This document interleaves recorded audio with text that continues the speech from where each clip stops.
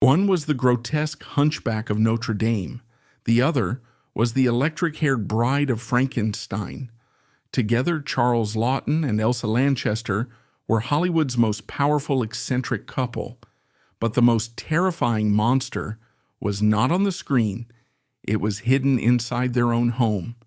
Charles lived in constant torment, a man who called his own desires, for other men, a sickness. Elsa chose to stay not out of romantic love, but to protect a tortured soul. This is the brutal true story of their Lavender Marriage, a 33-year performance built on secrets, shame, and desperate survival. Charles Laughton's laboratory was the stifling, starch-collared world of the Hotel Victoria in Scarborough. He was born in 1899, the son of hotel keepers, into an atmosphere that smelled of furniture polish, damp wool, and respectability. But Charles was a mistake in this orderly world. From the moment he could speak, he was too sensitive, too artistic, and physically wrong. He was a fat boy in a world that demanded lean, athletic stoicism. But the true terror of his childhood stemmed from the strict Jesuit indoctrination at Stonyhurst College. His parents sent him to Stonyhurst, a strict Jesuit college. Here, the indoctrination was total. The priests painted a universe divided strictly into the saved and the damned. For a young boy beginning to feel the first stirrings of attraction toward other boys, this was not just a moral lesson, it was a psychological flaying. Every impulse he felt, every glance he stole in the locker room was confirmed by the highest authority to be filth.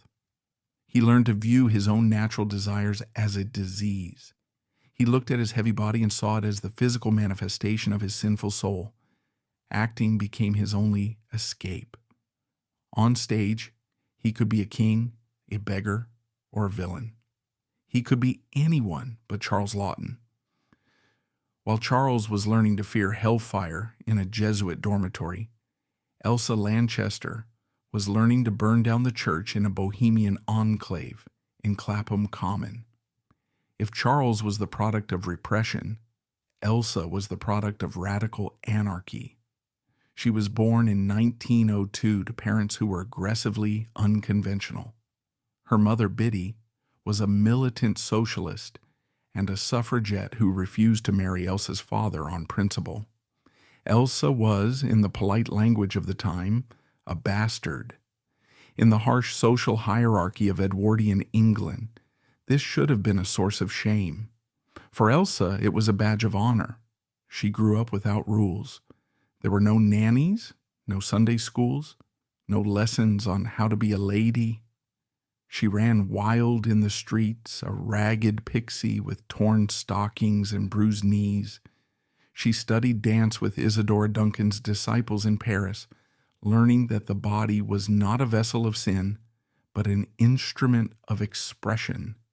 But it was a specific kind of expression. Elsa didn't want to be the swan. She wanted to be the witch. She cultivated a style that was deliberately jarring. She wore men's collars, she cut her hair short before it was fashionable, and she developed a sharp, cynical wit that could cut a man down at 20 paces. She saw the domestic slavery of traditional marriage, the ironing, the cooking, the silent obedience, and she vowed she would never submit to it. She wanted a partner, not a master. Fate brought these two outcasts together in 1927 during a production of Mr. Prohack. The rehearsal room was where the mask slipped. Elsa watched this heavy, sweating man transform the moment he stepped into character. She saw the genius, yes, but she also saw the panic in his eyes when the scene ended. She was fascinated. To Elsa, Charles was like a magnificent crumbling cathedral, grand, beautiful, and on the verge of collapse. Charles, in turn, was mesmerized by Elsa. He had never met a woman like her, devoid of flirtation or expectations of chivalry. She treated him like a fellow conspirator, ignoring his physical form to hunger instead for his mind. For a man who had spent his life apologizing for his existence, Elsa's indifference to social norms was intoxicating. He felt for the first time that he could breathe. Their courtship was a series of long, wandering walks through the London fog. They didn't talk about the future or children. They talked about art, about lighting, about the absurdity of the people around them. They were like two soldiers in a trench, sharing cigarettes while the war of normalcy raged above their heads.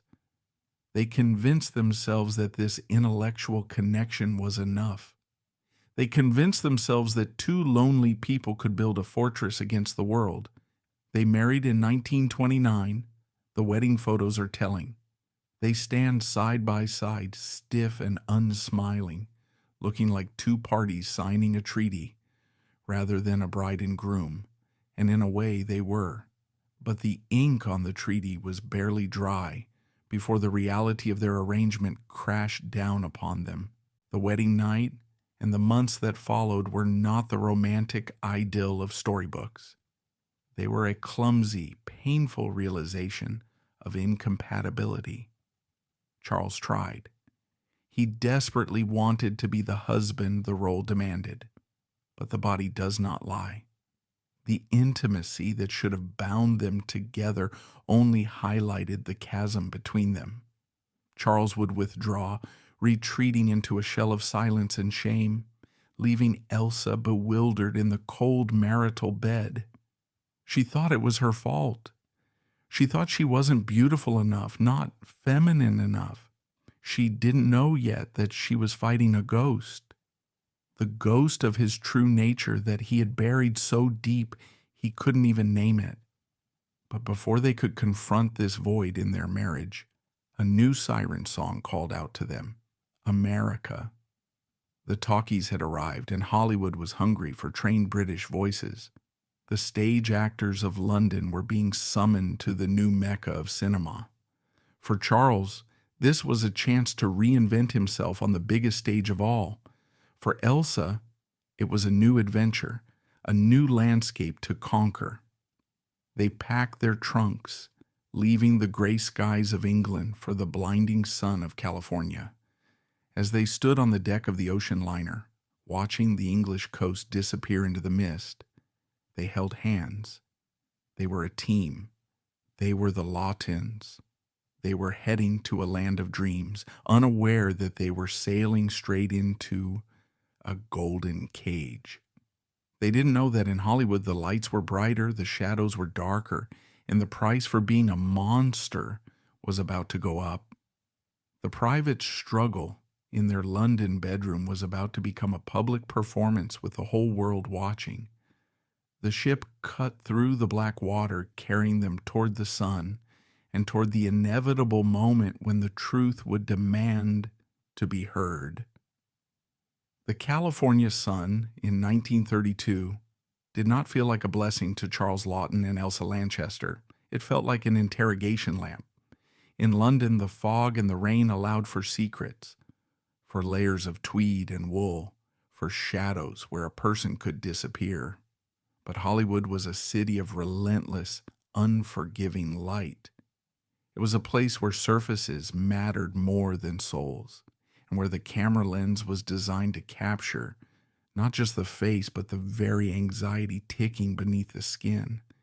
They had arrived in the middle of a gold rush, but the currency wasn't metal, it was flesh. The studio system was hitting its stride, a colossal industrial machine that chewed up human beings and spat out stars, and it had very specific specifications for its products. They settled into a Spanish-style hacienda in the Hollywood Hills, a house that would become both their sanctuary and their prison. The walls were thick, the gardens lush with bougainvillea that masked the windows from the street. It was a beautiful cage. Almost immediately, the pressure began to warp them. For Charles, the studio contract was a pact with a devil he didn't understand. Universal Pictures and later MGM didn't just buy his acting services. They bought his reputation. The morality clause in his contract was a sword hanging over his neck by a horsehair thread. It was vague enough to be terrifying. Any behavior deemed unwholesome or deviant could result in immediate termination, deportation, and social annihilation. For a man carrying the secret Charles carried, every day was a walk through a minefield. He began to eat compulsively, packing weight onto his frame as if building a physical fortress around his terrified heart. But if Charles was terrified, Elsa was bored, and a bored Elsa Lanchester was a dangerous thing. She had not come to America to be a housewife to a moody genius. She had been a star in the underground cabarets of London, a woman who danced with wild abandon and sang songs that made sailors blush. In Hollywood, she was suddenly just Mrs. Laughton. The studio executives looked at her sharp features, her frizzy red hair, and her intense, unblinking stare, and they didn't know what to do with her. They tried to cast her in small, forgettable roles, maidservants or eccentric aunts. She hated it. She roamed the house like a caged tigress, mocking the pretensions of the American aristocracy, rewriting the scripts Charles brought home, and nursing a growing resentment toward the industry that saw her husband as a god and her as an accessory. Then came the monster. In 1935, director James Whale, another Englishman, and a man living his own quiet, closeted life in Hollywood, saw something in Elsa that the others missed. He didn't see a housewife. He saw a creature of pure, kinetic energy. He was casting The Bride of Frankenstein, a sequel that the studio didn't want, but the public demanded. He needed a mate for Boris Karloff's lumbering beast, but he didn't want a victim. He wanted a nightmare. He asked Elsa to play the dual role of Mary Shelley, the delicate author, and the bride, the stitched-together resurrection of the dead. Elsa didn't just accept the role, she attacked it. She saw it as a chance to scream, quite literally, at the world that had tried to silence her. The transformation was grueling. For hours every morning, Elsa sat in the makeup chair while Jack Pierce, the legendary makeup artist, glued her eyes open with surgical tape and wrapped her head in yards of bandages. They wired her hair onto a wire cage until it stood up like a lightning rod, a jagged silhouette that would become one of the most famous images in cinema history. But the look was only half the performance. Elsa decided that this creature, born of death and electricity, shouldn't speak. She shouldn't have the language of men.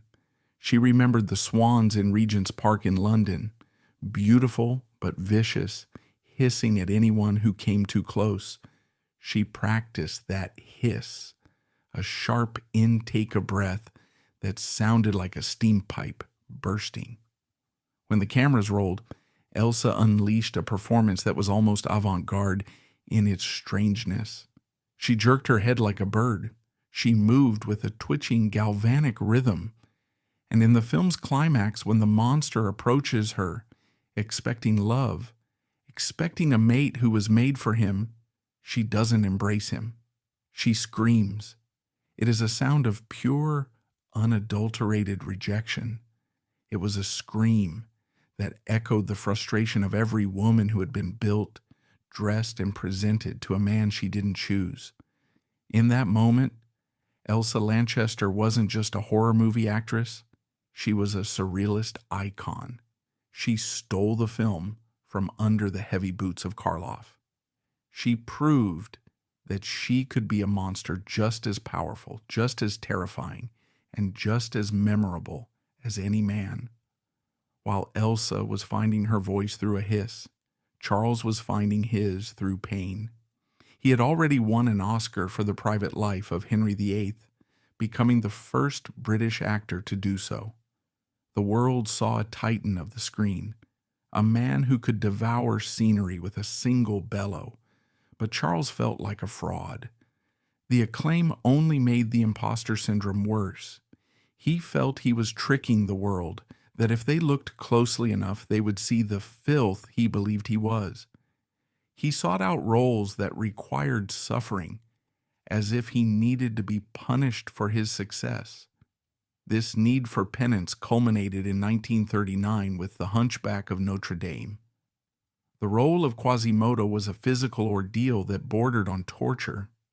The makeup took 4 hours to apply every morning.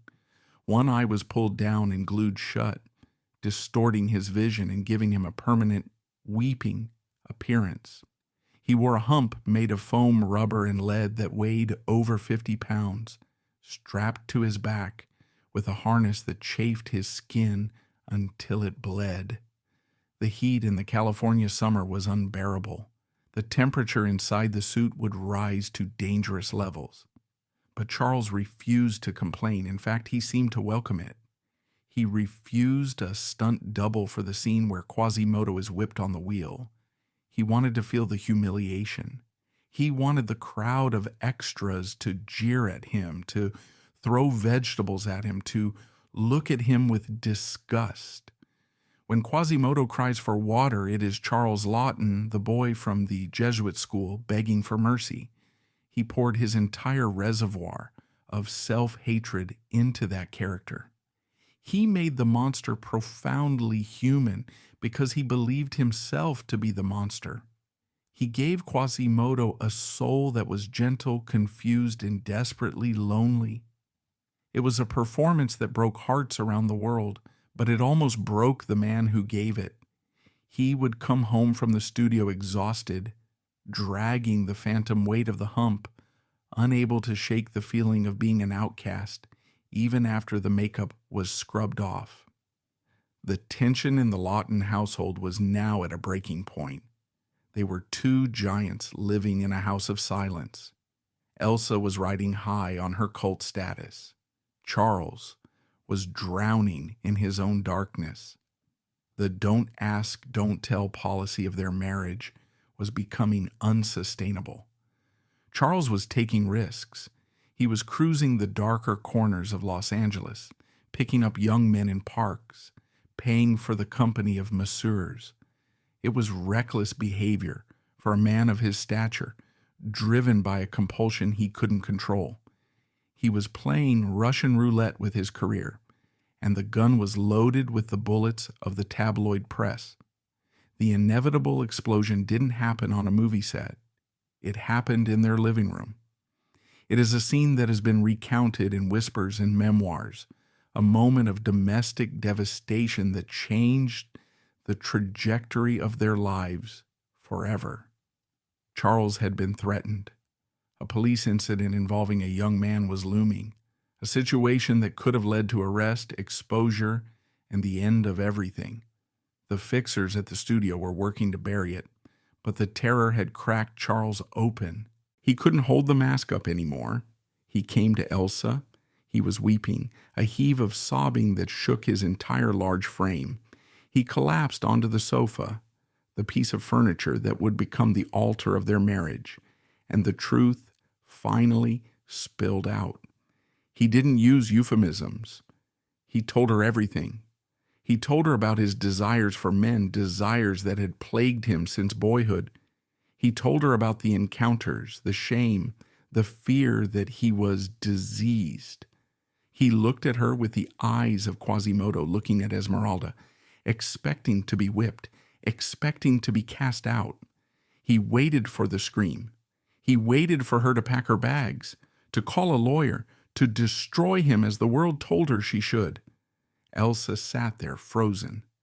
The air in the room felt thin, sucked dry by the magnitude of the confession.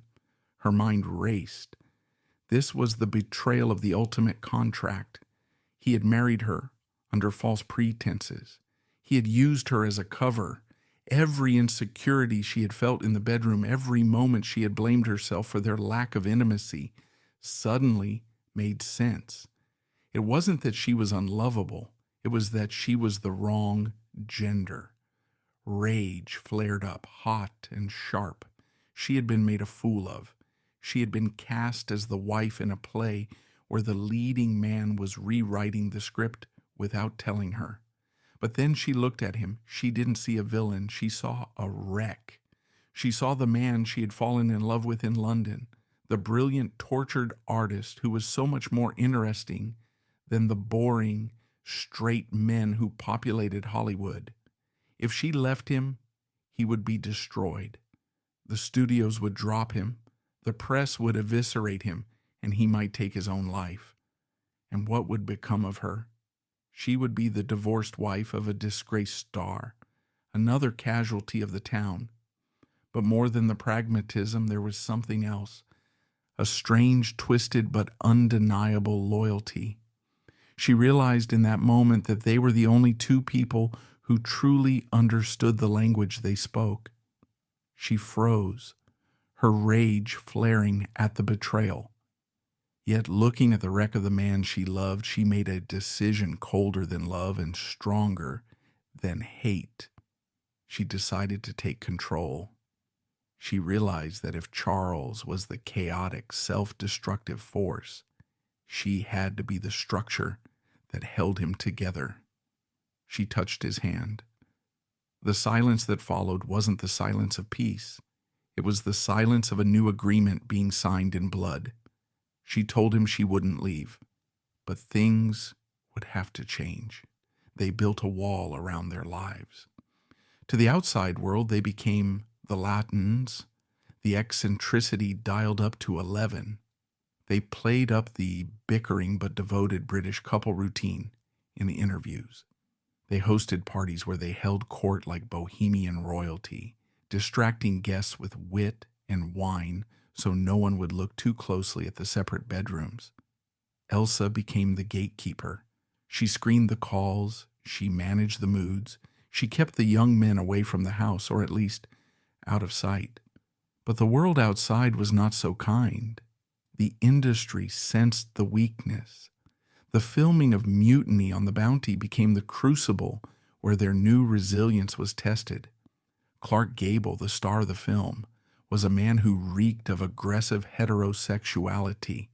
He sensed Charles's difference, like a shark senses blood in the water. Gable decided to make the set a living hell for Laughton. He mocked his weight, his mannerisms, his fey way of walking. He called him a fat queer in front of the crew, engaging in a campaign of psychological warfare designed to break the Englishman. It almost worked. Charles would come home from the set trembling, humiliated, feeling stripped naked by Gable's cruelty. This was the reality of his life. A genius on screen, a punching bag off it. But this time, he wasn't alone. Elsa was there. When he brought the shame home, she didn't add to it. She absorbed it. She became the hardened shell that he lacked. She poured him a drink. She listened to the abuse he had suffered, and she turned her own sharp wit against his tormentors, arming him with retorts he was too scared to use. She couldn't fight Gable on the set, but she could make sure Charles survived the night to go back the next day. She transformed the role of wife into something far more complex. She was his nurse, his mother, his manager, and his fellow soldier. They were no longer just a married couple. They were survivors of a shipwreck, clinging to the same raft. The Hollywood ocean was vast and filled with predators, and they knew with absolute certainty that if they let go of each other, they would both drown. The Lavender Marriage had officially begun not as a sham, but as a fortress built to withstand a siege that would last for the rest of their lives. But even a fortress has cracks, and as the years wore on, the strain of living a double life began to manifest in ways neither of them could have predicted. The war was coming, not just in Europe, but in the very foundation of the life they were trying so desperately to hold together. By the late 1930s, the Laughton Lanchester residence on the cliffs of Pacific Palisades had ceased to be merely a home. It had evolved into a sophisticated fortress. To the casual observer invited for a Sunday afternoon garden party, it was a paradise of bohemian luxury. There were sprawling lawns, vibrant flower beds tended by Charles himself with an obsessiveness that bordered on mania, and walls adorned with modern art that signaled their refined European tastes. But to the few who truly understood the architecture of their lives, the house was designed not for comfort, but for compartmentalization. It was a stage set where the blocking was precise, the lighting was carefully controlled, and the actors never ever broke character when the curtains were open. The master bedroom was the heart of the deception.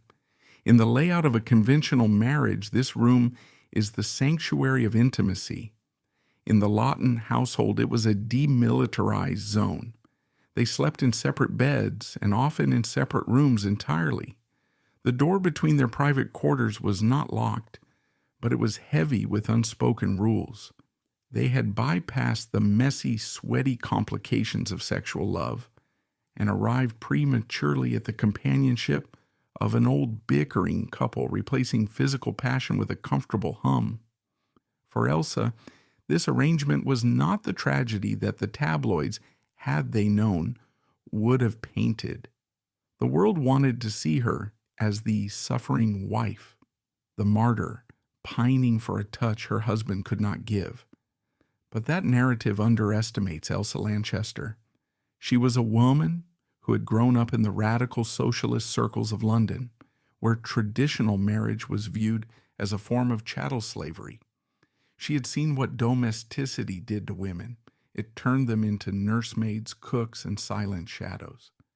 Elsa had no interest in being a shadow. In truth, the sexless nature of their marriage may have been its saving grace. Elsa was a woman of intellect and nervous energy, not defined by maternal or romantic urges. She found the rituals of courtship tedious. In Charles, she had found something far more stimulating than a lover. She had found a project. She had found a genius who required constant maintenance. This gave her a purpose that satisfied her need for control. She wasn't just his wife. She was the curator of the Charles Laughton Museum.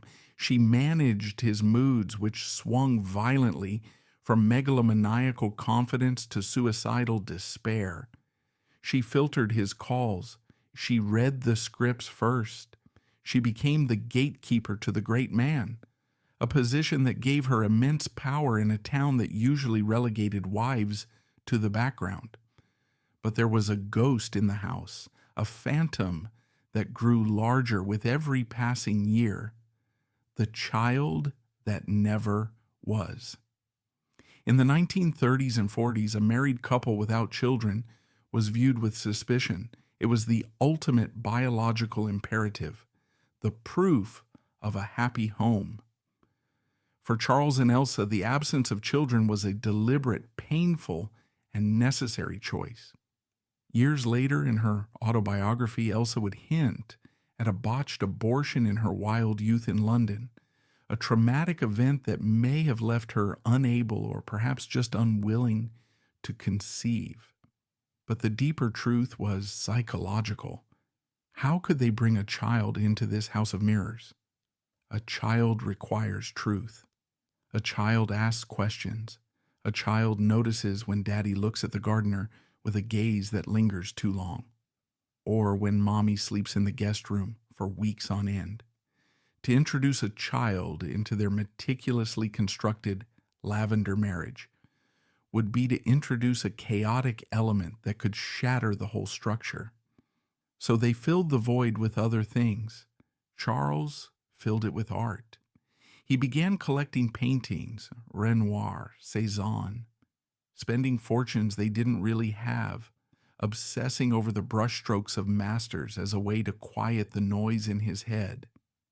He treated these paintings like his children, fretting over their lighting and placement. Elsa filled the void with performance. She threw herself into her cabaret act, creating a one-woman show where she could sing bawdy double entendre songs that allowed her to express the sexuality she suppressed at home. The contract between them solidified into a professional symbiosis. Charles, racked with guilt over his secret life, overcompensated by becoming Elsa's fiercest champion in the industry. When casting directors dismissed her as too odd or too English, Charles used his immense leverage to force their hand. If you want Laughton, he would imply, you have to find a place for Lanchester. This dynamic was most visible in their 1936 collaboration, Rembrandt. In this film, the lines between reality and fiction blurred dangerously. Charles played the aging, misunderstood painter, and Elsa played Hendrik Stoffels, the illiterate maid who becomes his mistress and muse. The tenderness they displayed on screen was real, but it wasn't the heat of lovers. It was the profound, aching affection of two outcasts clinging to each other in a cold world. When Charles as Rembrandt looks at Elsa with tear-filled eyes, he is looking at the only person who knows his true face. The critics raved about their chemistry, never realizing that it was powered not by romance, but by a shared survival instinct. As the decade turned and the shadow of World War II fell over the world, the stakes of their deception grew higher. The mood in America was shifting. The freewheeling days of the early 30s were gone. The FBI was becoming active, hunting for subversives and deviants. J. Edgar Hoover's obsession with moral purity meant that a famous actor with a secret life was a prime target. Charles was terrified. He was a British citizen in America, a guest who could be expelled at any moment. His paranoia spiked. He began to see spies everywhere. He stopped going out to the underground gay bars. Instead, he brought the danger home. He began to hire assistants, masseurs, and valets, handsome young men who would stay in the guest cottage. This was the ultimate test of Elsa's resolve. It was one thing to know about her husband's nature in the abstract. It was another to have it living in her backyard. She watched these young men come and go. She saw the way Charles looked at them with a pathetic, hungry adoration that he never showed her. It stung. It was a humiliation that cut deep, not because she wanted him sexually, but because it highlighted her inability to be everything for him. She was his partner, his best friend, his nurse, but she could never be the object of his desire. Yet she adapted. She developed a coping mechanism of aggressive eccentricity. She became the kooky aunt to these young men. She befriended them, mothered them, and in doing so neutralized the threat. By treating Charles's lovers as part of the extended household staff, she stripped the affairs of their romance and reduced them to mundane transactions. She controlled the narrative even inside her own home. If she accepted them, they weren't a scandal. They were just guests. It was a brilliant, twisted, strategic move. She denied Charles the thrill of secrecy by shining a bright, practical light on his indiscretions. The war years brought a strange sort of relief. The world was busy fighting fascism, and for a moment, the spotlight turned away from Hollywood's bedroom habits. Charles threw himself into the war effort with a patriotic fervor that was almost desperate. He wanted to prove he was a good man, a moral man. He embarked on reading tours, standing in front of thousands of soldiers and civilians, reading the Bible, Shakespeare, and Lincoln. This was a new kind of performance, no makeup, no costumes, no hump, just a man in a suit reading great literature. For Charles, it was a cleansing ritual. When he read the Gettysburg Address or the Psalms, he felt connected to something pure, something that transcended his dirty physical body. The audiences wept. They saw a great orator, a pillar of civilization. They didn't see the man who, hours earlier, had been weeping in his dressing room because a young sailor hadn't called him back. Elsa watched this transformation with a cynical but protective eye. She saw the irony of it. The man who considered himself a sinner was becoming the voice of moral authority for a nation at war. She supported him, smoothing his collars, ensuring his water glass was full, playing the devoted wife in the wings. She knew that this new role, the great orator, was just another mask, perhaps the thickest one yet. But she also knew it was the only thing keeping him from falling apart. By 1950, they had become an institution. They became American citizens together, standing side by side, taking the oath. They had survived the Great Depression, the transition to talkies, and a world war. They had survived the internal war of their marriage, but they had paid a terrible price. They were exhausted. The energy required to maintain the happy couple facade for 20 years had drained them. They were no longer the young rebels of London. They were heavy, tired, and entrenched in their habits. The contract of two souls had held. They had not breached the terms. Elsa had provided the cover.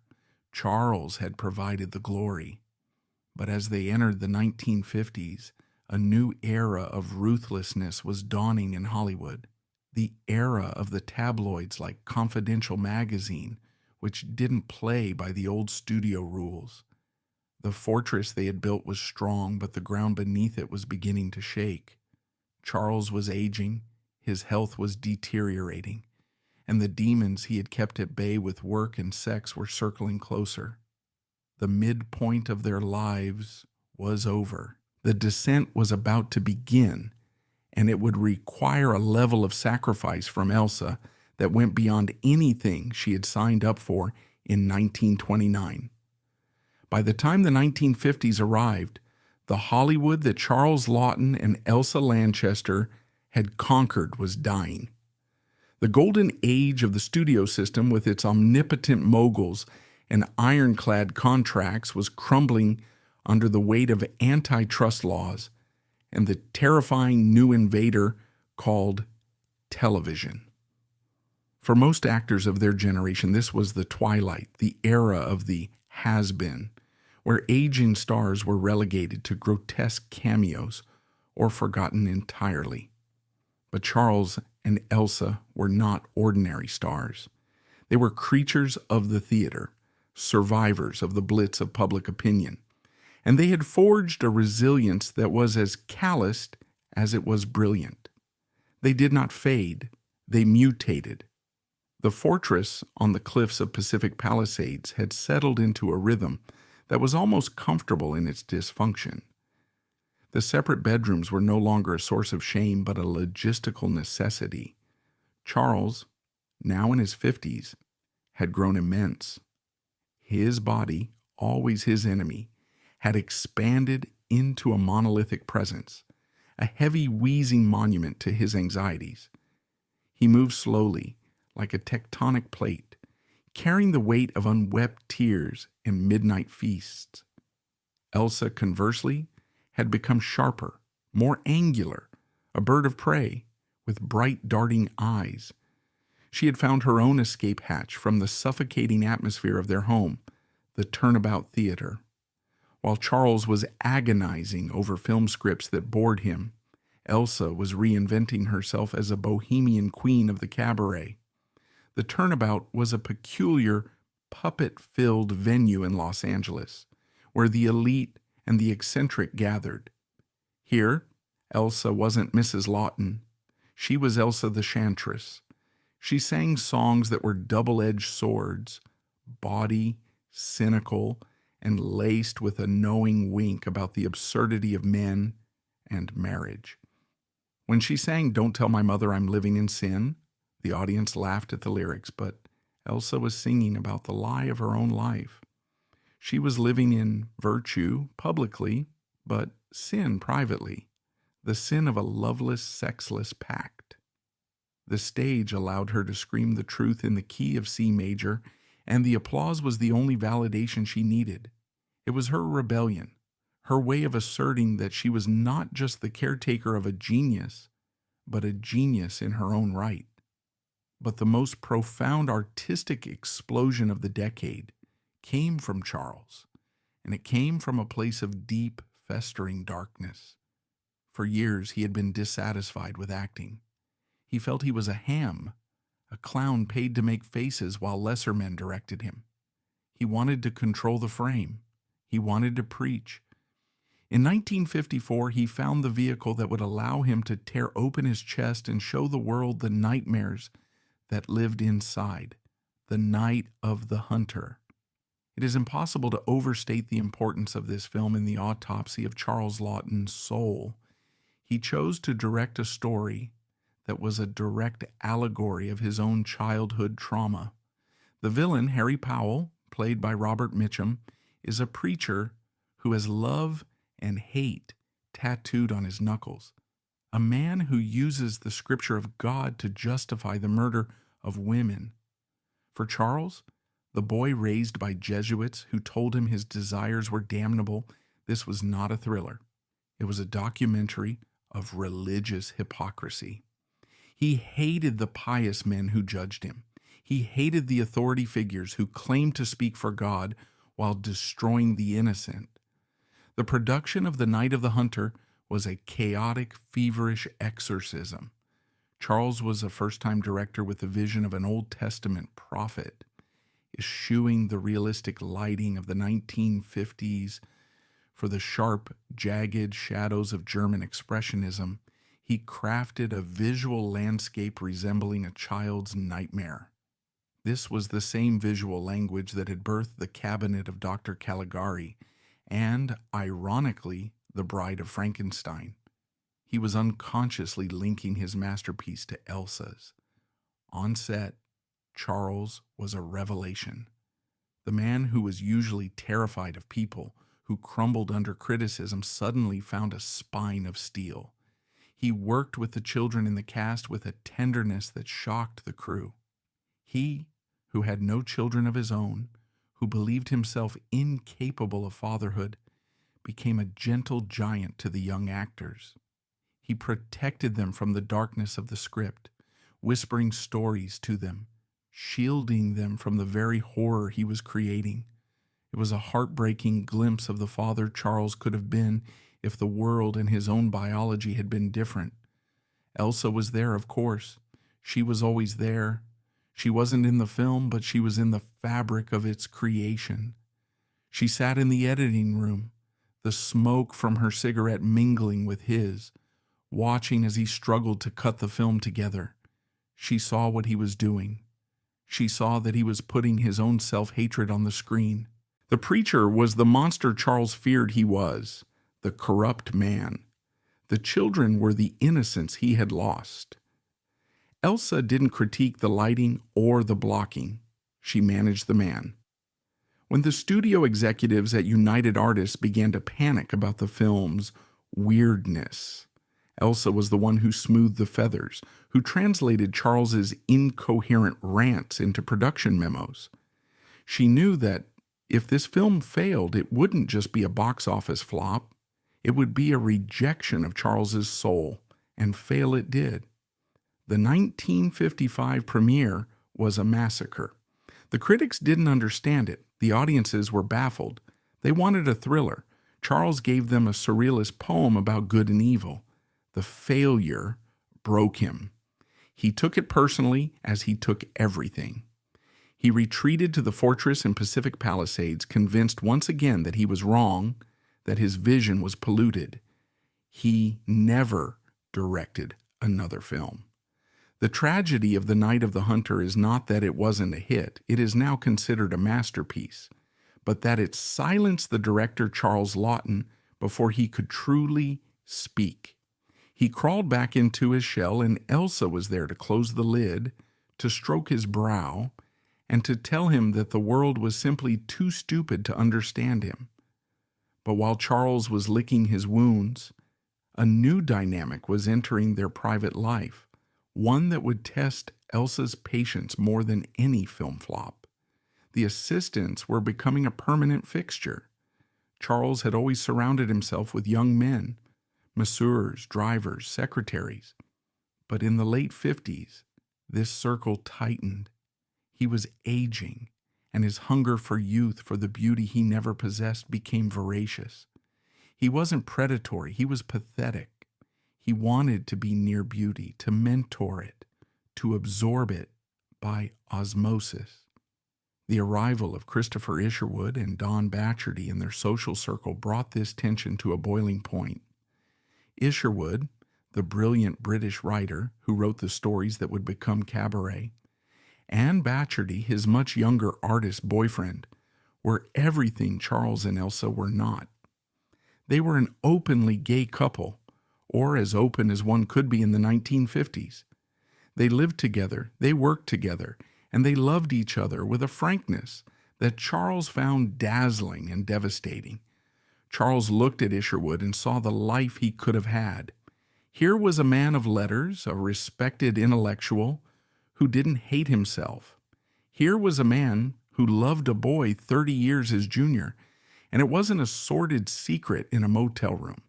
It was a domestic partnership. Charles was consumed with envy. He courted their friendship aggressively, inviting them to the house constantly. He wanted to bask in their freedom. He wanted Don Batcherty to paint him, to capture him, to validate him. For Elsa, the presence of the happy homosexuals was a bitter pill. She liked Christopher. He was witty and British, and they spoke the same language of cynicism. But she resented what they represented. They were a mirror that showed the cracks in her own marriage. Seeing Charles fawn over Don Batcherty, seeing him desperate for a kind of love that she, a woman, could literally never give him, was a humiliation that no amount of understanding could soothe. She became the warden of the house. She would interrupt their conversations with sharp, cutting remarks. She would bustle into the room with tea and biscuits, shattering the intimacy, reminding everyone that she was the wife, she was the lady of the house, and this was her territory. She treated Charles's young men not as rivals, but as pets that hadn't been housebroken.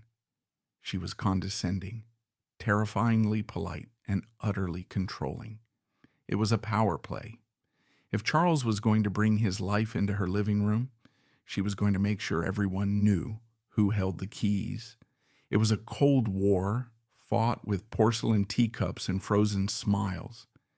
And then, in a stroke of casting genius that could only have come from the mischievous mind of Billy Wilder, they were offered the chance to play out this entire dynamic on screen for the whole world to see. The film was Witness for the Prosecution, 1957. Billy Wilder knew exactly what he was doing. He cast Charles as Sir Wilfrid Robarts, a brilliant, curmudgeonly, unhealthy barrister who is recovering from a heart attack and is forbidden from drinking or smoking. He cast Elsa as Miss Plimsoll, his overbearing, chattering, relentless nurse. The script called for them to bicker, for her to nag him about his health, and for him to grumble and try to outwit her. The chemistry was electric because it was real. The on-screen bickering was a documentary of their 30-year dynamic. The set of Witness for the Prosecution was the happiest they had been in years because they were finally allowed to be themselves. They didn't have to hide the friction. They channeled 30 years of frustration, affection, codependency, and irritation into the roles. When Elsa as Plimsoll snatches a cigar from Charles's Wilfrid's mouth, the gleam in her eye is real. That is the woman who has spent decades trying to save a man from his own appetites. When Charles rolls his eyes at her and mutters insults, that is the husband who loves his wife but feels suffocated by her constant vigilance.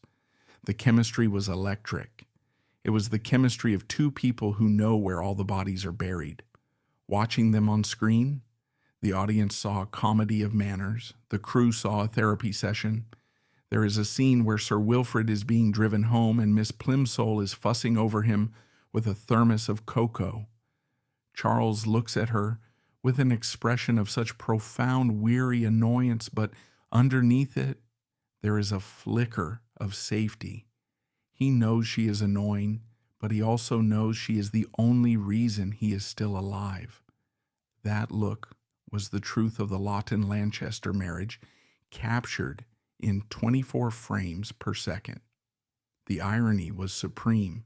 For decades, they had acted the part of the happy couple in press photos and had fooled no one who looked closely. Now, playing a divorced couple, technically nurse and patient with a contentious dynamic, they showed the world the truest version of their love. It was a love built on friction, on caretaking, on the endless, exhausting work of keeping another human being afloat.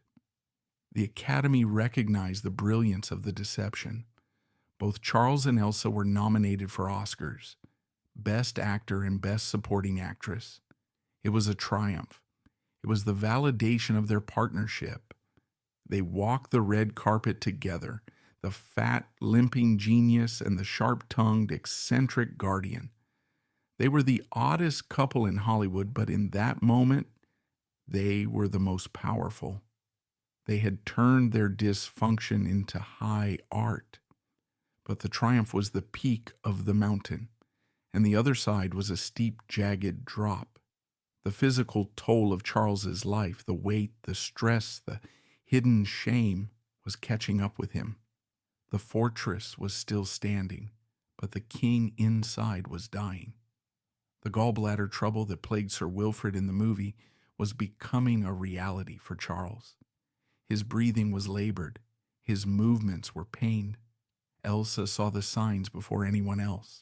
She saw the gray pallor of his skin in the morning light. She saw the way he paused for breath halfway up the stairs. The role of Miss Plimsoll was about to become her full-time job. The artistic flourishing was over. The shadows that had sheltered them for so long were now lengthening, preparing to swallow them whole. They had survived the studios, the scandals, and the silence. Now they had to face the one thing that no mask could hide from: mortality. As the decade closed, the laughter in the Turnabout Theater faded, and the lights in the Pacific Palisades house dimmed. The great performance was entering its final act. The monster and his bride had one last walk to take, and this time there would be no sequel. The year 1960 arrived not with a fanfare, but with the heavy, muffled thud of a curtain falling on an empty stage. The world was changing rapidly outside the high walls of the Pacific Palisades estate. The crisp, moral certainty of the Eisenhower era was giving way to the chaotic, vibrant energy of the Kennedys. The studio system that had built Charles Laughton and Elsa Lanchester and then trapped them in amber was now effectively dead. The great monsters of the 1930s were becoming relics. But inside the Laughton household, time seemed to be moving in reverse, spiraling inward toward a singular, devastating conclusion. For Charles, the final act of his life was an obsession with King Lear. It is the ultimate role for an actor, the summit of the mountain. But for Charles, it was a mirror. Lear is a king who loses his power, his mind, and his family, raging against the storm on a heath stripped of all vanity. Charles felt this role in his marrow. He persuaded the Royal Shakespeare Company in Stratford-upon-Avon to let him play it. It was to be his homecoming, his vindication, the moment the fat boy from Scarborough finally proved to the British establishment that he was a titan. But the body, that lifelong enemy, betrayed him. He was 60 years old, but he looked 80. His weight had fluctuated so violently over the decades that his skin hung on him like heavy drapery. His breathing was a ragged wheeze, the sound of a bellows that had pumped too hard for too long. On the stage at Stratford, he was not the thunderous Lear he had imagined. He was a soft, crumbling ruin. The critics were respectful, but cool. They saw a man struggling to remember his lines, a man whose physical presence was so overwhelming It drowned out the poetry. Elsa was there, of course, in the wings. She watched him stumble. She saw the panic in his eyes when the words wouldn't come. She saw the terrifying realization dawning on him. He was not playing the dying king. He was the dying king. The collapse came swiftly after they returned to Hollywood. It started with a fall, a simple slip in the bathtub. For a man of Charles's size, a fall is a seismic event. It cracked a vertebra, but the pain that followed was disproportionate. It was a deep, grinding agony that lived in his bones. The doctors were summoned. They spoke in hushed tones to Elsa in the hallway, the way doctors do when there is no hope. It wasn't just a back injury. It was cancer of the gallbladder, and it had metastasized to his spine. The rot was deep. Elsa made a decision instantly. She did not tell him. In 1962, this was the custom. You protected the patient from the name of the beast that was eating them. She told him it was a collapsed vertebra, a calcium deficiency. She built one last lie, one final theatrical set for him to live in.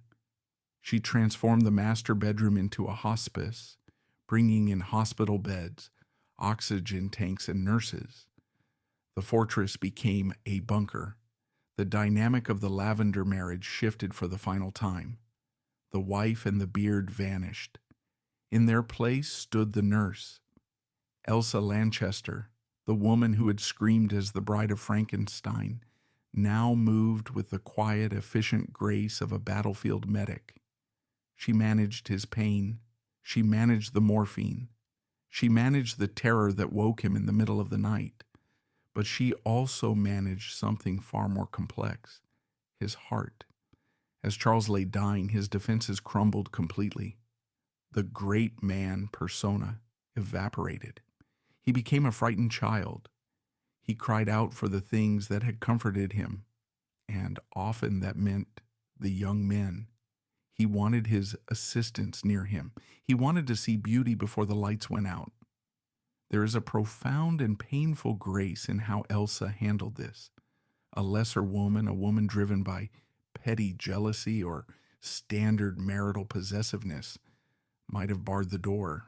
She might have said, "I am the wife, I am the one who stays, get these people out." But Elsa understood the contract.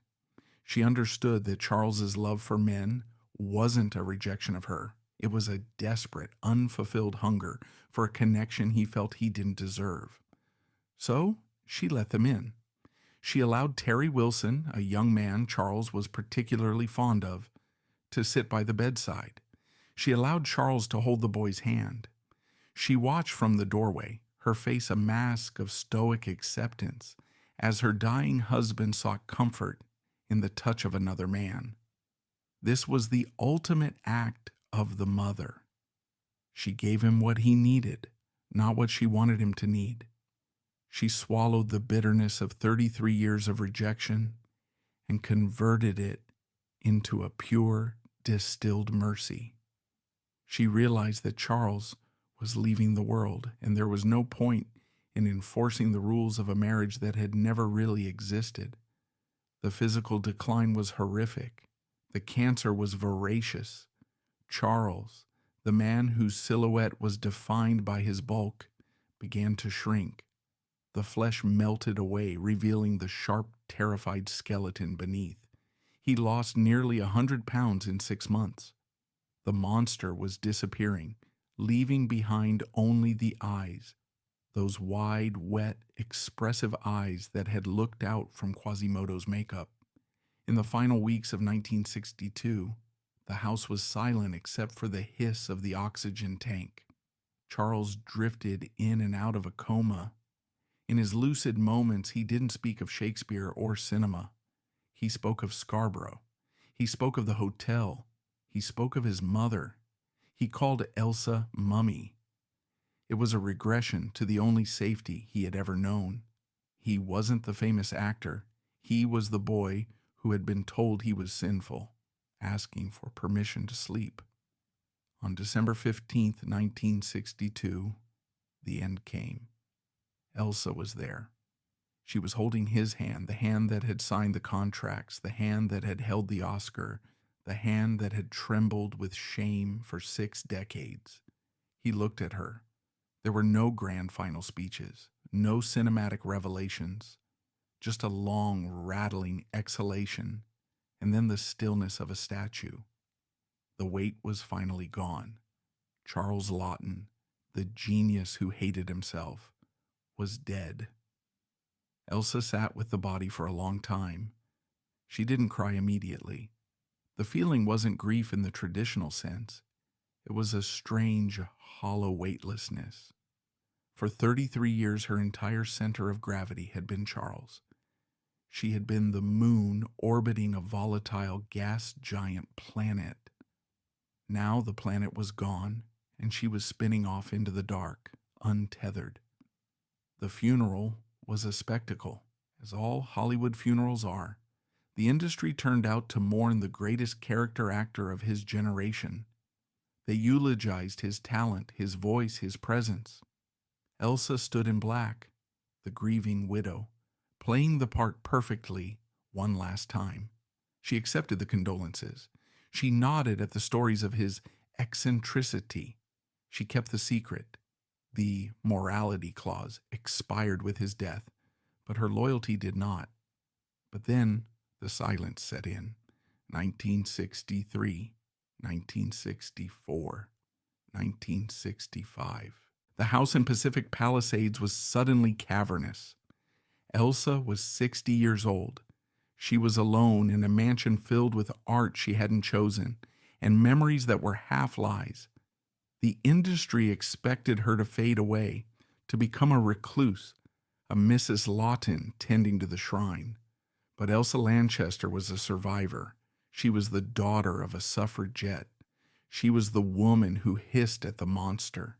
She refused to disappear. She went back to work. And strangely, in her widowhood, she found a new kind of fame.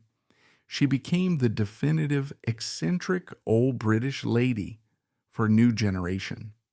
She appeared in Mary Poppins, 1964, as the nanny who quits before Mary Poppins arrives. It was a small role, but she chewed the scenery with a delightful, grumpy energy. She appeared in Murder by Death, 1976, spoofing her own image as the sharp-tongued sleuth alongside Peter Sellers. She went on talk shows. Johnny Carson, Dick Cavett, she told stories. She was funny, she was bawdy, she was whip-smart. But there was a hardness to her now. The kooky persona had an edge of steel. She lived alone. She didn't remarry. How could she? After living in the eye of the hurricane with Charles, any normal man would have been insufferably boring. And perhaps deep down, she was done with serving men. She had given her life to one man. She had no intention of giving the leftovers to another. She embraced her solitude. She filled her house with cats, becoming the archetype of the crazy cat lady. But she wore the label like armor. However, the truth was festering. For 20 years, Elsa kept the lock on the family vault. She watched as the world changed. The Stonewall riots happened in 1969. The gay liberation movement exploded in the 1970s. Suddenly, the shame that had defined Charles's life was being challenged. Being gay was no longer a sickness in the eyes of the young. It was an identity. Elsa watched this revolution from her living room, and she must have felt a bitter irony. Charles had died just a few years too soon. He had died believing he was a criminal, while the world was preparing to say he was just a man. The silence began to feel less like loyalty and more like a lie. Why was she protecting a reputation that no longer needed protecting? Or perhaps more accurately, why was she allowing Charles to be remembered as an asexual eccentric when the truth was so much more human? In 1983, 4 years before her own death, Elsa dropped the bomb. She published her autobiography, Elsa Lanchester Herself. The title was significant. It wasn't Mrs. Laughton. It was Elsa. It was a declaration of independence. In the book, she ripped the tape off the mouth of the bride. She wrote candidly, brutally, and unsentimentally about the marriage. She wrote the sentence that would become the headline of every review. "We never had a conjugal sex life. I married a great man, but a cursed one." She detailed the sofa of tears.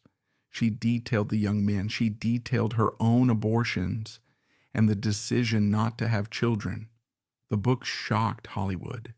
The old guard felt she had betrayed him. They whispered that she was a bitter old woman settling scores, trying to sell books by dragging a dead genius out of the closet. But those who read the book carefully saw something different. It wasn't an act of revenge. It was an act of integration. Elsa was finally putting the two halves of their life together. She was saying, "Urso, look at him. Look at the pain he was in. Look at what we survived." By revealing his homosexuality, she wasn't tarnishing his legacy. She was explaining his art. Suddenly, Quasimodo made sense. The Night of the Hunter made sense. The agony in his eyes in Rembrandt made sense. She was also reclaiming her own narrative.